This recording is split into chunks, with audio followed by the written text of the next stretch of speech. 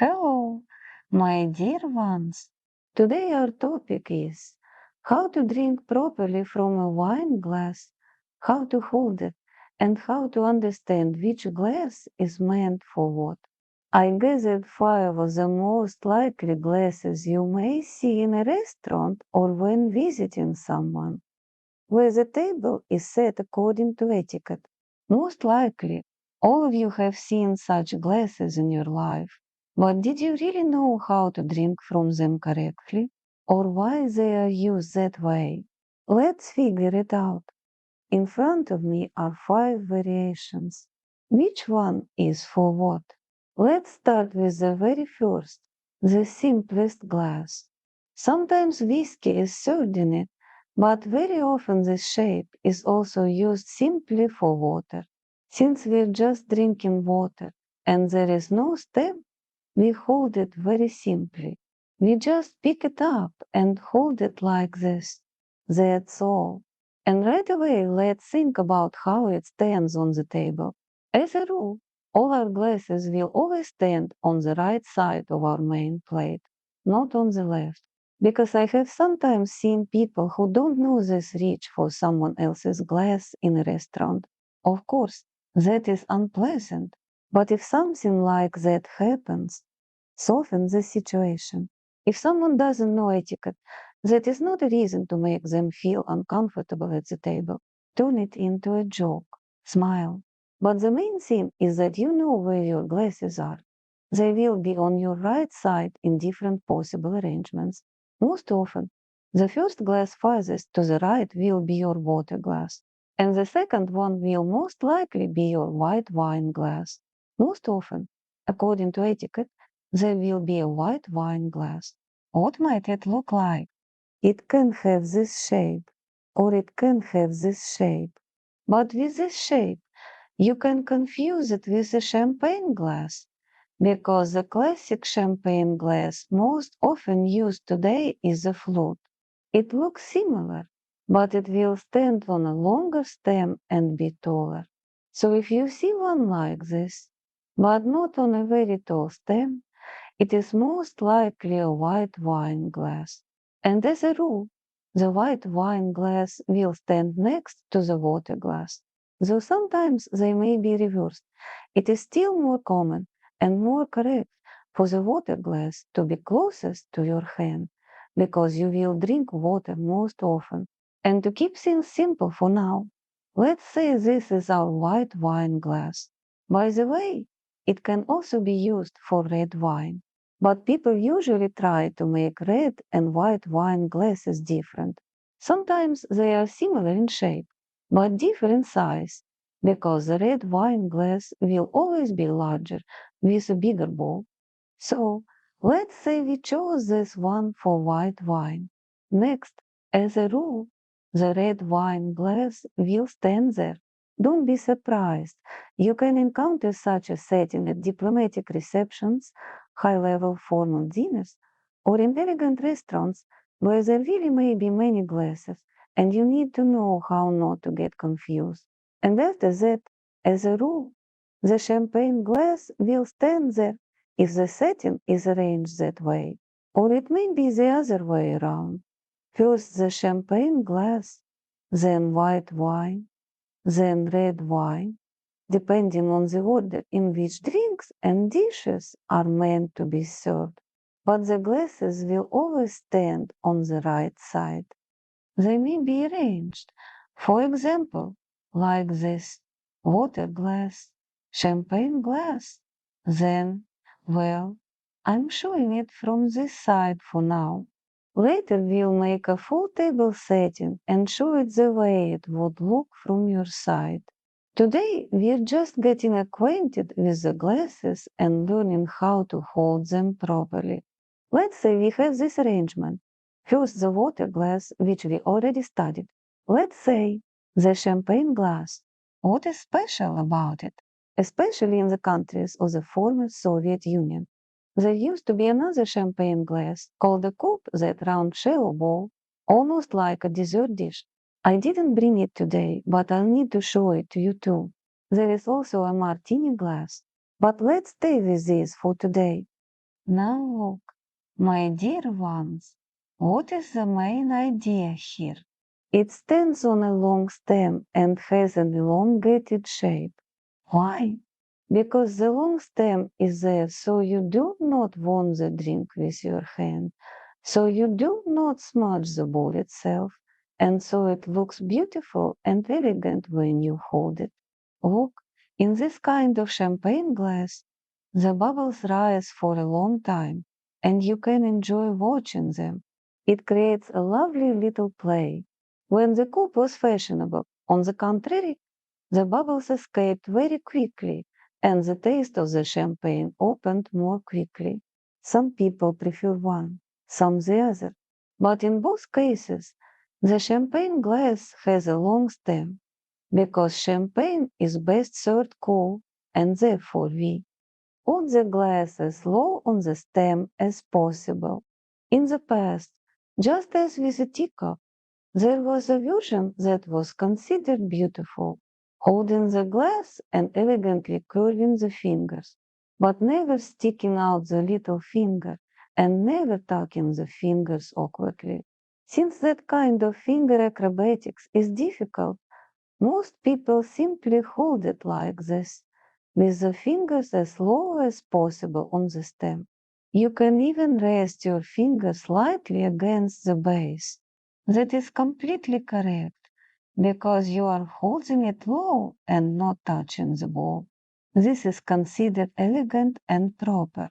Sometimes people also hold it by the base itself. Wine professionals especially like to do that. But in that position, it becomes difficult to place it back on the table, and you will probably need to change your grip anyway. Unless you are a wine professional and very practiced, it usually won't feel comfortable. So the ideal option is, of course, like this. And in about the same way we hold all stamped glasses. That was the champagne glass. Now let's take the next one. If you continue with wine, then usually next comes white wine. We hold it exactly the same way. White wine may be poured about halfway, champagne about one third, red wine also about one third. We take it like this and hold it the same way, and the same continues with red wine. Sometimes there is an opinion that red wine may be held higher, but no, in general, it is still more correct to hold it lower on the stem. The lower you hold it, the more elegant it looks. There is nothing difficult about it. It is convenient and pleasant. Sometimes people hold it with 3 fingers and tuck the others.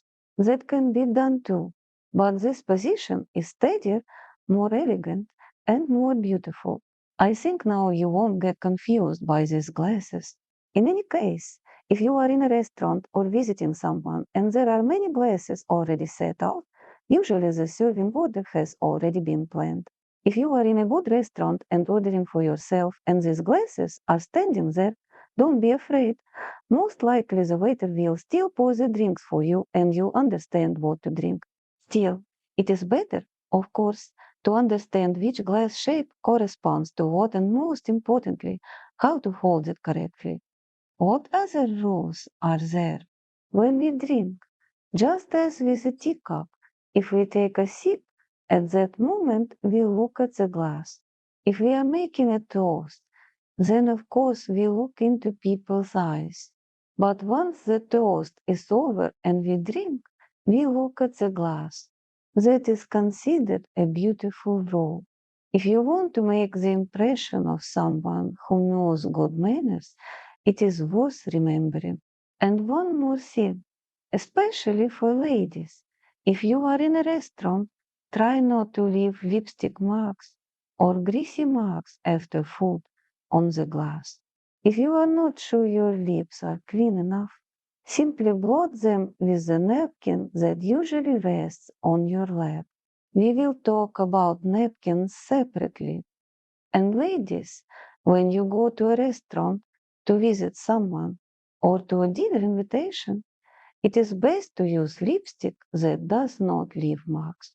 Why spoil the impression of yourself But if, for example, you forgot or didn't buy that kind of lipstick in time, or you ran to a date looking beautiful with bright lipstick and don't want to wipe it off, then at least follow one rule.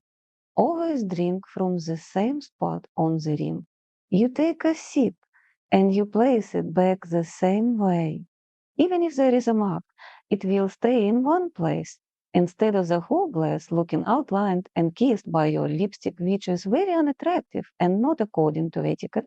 It creates an unpleasant impression of you almost subconsciously. What else is important? People often ask me if we pick up a glass from the table, from a full arrangement like this, take a sip, where do we put it back? You put it back in the same place where it was standing before. If the arrangement was correct, it will not be hard to do. In this case, for example, if I were putting it back, I would place it like this, you see, so we can still reach all the glasses. Or later some of the glasses may simply be removed, but that should be thought through by the host or by whoever arranged the reception, so that you can easily reach each glass and return it to its place. The point is that order is preserved on the table, and the table does not turn into a mess, but stays as beautiful as it was when you arrived. And that, in general, is all. You also know, of course, that when we lift the glass, we do not reach our body towards the glass. We sit straight. Our elbows do not fly around. They stay close to us. We lift the glass along this kind of path, bringing the glass to us, not bending over it like a little dog, to lick or lap from it. This is, in general, one of the main table rules. It is worth remembering. It applies to everything, but I wanted to remind you of it once again.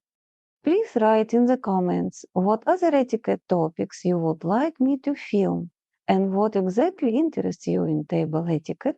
In general, I don't like to begin teaching with table etiquette right away because sometimes people become fixated on it and lose the real essence of etiquette and of ethics. Because the point is, first of all, our beautiful attitude toward people and the ability to create an atmosphere where everyone around us feels comfortable. That is the main thing. All the rest, yes, it is beautiful, elegant, refined, but it should be the outer expression of a beautiful inner world. And that is exactly what I truly wish for you. On our channel, we have videos in different series. Our etiquette episodes are released every Monday evening, Pacific time. I believe that your inner world is beautiful. I truly believe that because God creates a person beautiful. But sometimes we go through life in a way that makes us forget how beautiful we are, or perhaps we simply were not told that often enough. If no one has told you today that you are beautiful, then I am telling you now, you are beautiful. I love you very much, my dear ones. Until we meet again.